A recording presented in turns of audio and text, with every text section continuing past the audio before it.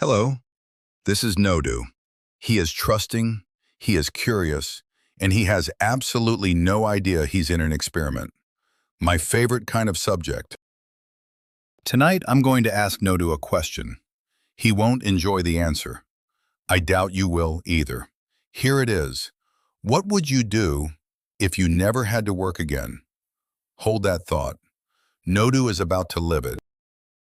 Watch him, fluffing his pillow, smoothing the blanket, a small creature performing the great nightly ritual of doing nothing important. Enjoy it, Nodu. It's the last easy thing that happens to you. He sleeps. Let's begin. He wakes in Athens, 2,500 years ago. The sun is magnificent. The architecture is immortal. And Nodu is property. Not a citizen, not a guest, a slave. In Athens at its height, people like Nodu may have been a third of the population, maybe more. The city ran on them. Watch the city run on him. Carry the water, grind the grain, haul the stone. Nobody asks Nodu's opinion, because in this society, opinions are a privilege, and privilege is something he does not have. Greek society was a pyramid. At the very bottom, the enslaved, the muscle of everything. Above them, foreigners, who lived there but could never belong. Women, who kept the household and the bloodline, but held no vote. And at the very top, a small handful of free men, the citizens. And what does the citizen at the top do all day? This is the good part. He does nothing, or rather, he does whatever he wants. The Greeks had a word for it, Scholé, leisure, free time. It's also where we got the word school. And with that free time, they did remarkable things. They argued philosophy in the marketplace. They invented democracy. They wrote plays, proved theorems, sculpted gods. The glory of Greece was built almost entirely in its spare time. But here is a splinter you can't pull out. All that thinking, all that beauty, all that leisure, it stood on the backs of people who had none. People like Nodu.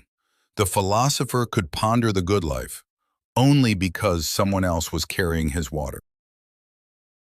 Nodu, halfway through his second 100 buckets, has a thought, a dangerous one. What if nobody had to be the one carrying the water? Well, the boy has stumbled onto the actual question. Sadly, philosophy and dehydration do not mix. Good night, Nodu. Let's change the variable. Forward, far forward, past your lifetime, past your grandchildren's. Same question, brand new answer. First, he notices the light. It comes from a small, impossible thing humming in the distance. A star, in a bottle, nuclear fusion, the same reaction that powers the sun, tamed and put to work. Clean energy, almost without limit. And here's why that matters. When energy becomes almost free, almost everything else becomes cheap too. Water, food, building, travel. The whole crushing cost of simply staying alive quietly collapses. Then Nodu sees who's doing the work. Not slaves, robots, humanoid machines, carrying the water, grinding the grain, hauling the stone. Every miserable job Nodu did this morning, done by something that cannot suffer and does not mind. And the thinking work? That belongs to the minds in the walls. Artificial intelligence, quantum machines, solving in a heartbeat what would take us 1,000 lifetimes. The new philosophers never sleep, never tire, and never once ask for a day off. So here is this future's bargain. The machines carry the world. Energy is nearly free.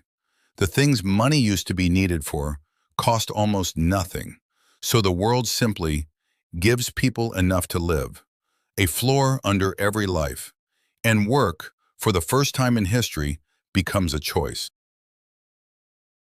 And now, look closely, Nodu, because you've seen this before. A society where the labor is done by something else and the people are free.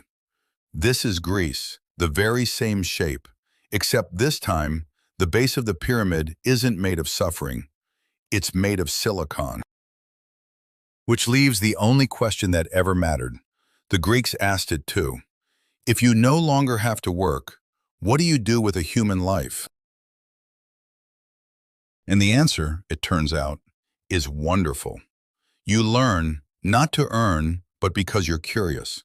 You make things, you play, you think, you grow. The leisure the Greeks reserved for a tiny few, everyone gets it. Universal, Scholé. And here's the twist even I didn't expect. When the machines can do everything, the one thing that becomes priceless is the thing only a human can do. The handmade, the heartfelt, the imperfect. Art, music, craft, made by an actual person for no reason but love. Suddenly, that's the most valuable thing in the world. A whole civilization, freed not to be idle, but to be more fully, more creatively, more humanly alive. It's rather beautiful, isn't it? Which is exactly why I'm going to take it away from him. Back, his bed, his morning, his ordinary, unmagnificent day, which begins, as all his days do, with work. I told you he wouldn't enjoy the answer. So, was it a dream or a future we could actually build, the moment we decide that a human life is for something more than carrying water? I'll let you sit with that. Nodu certainly is.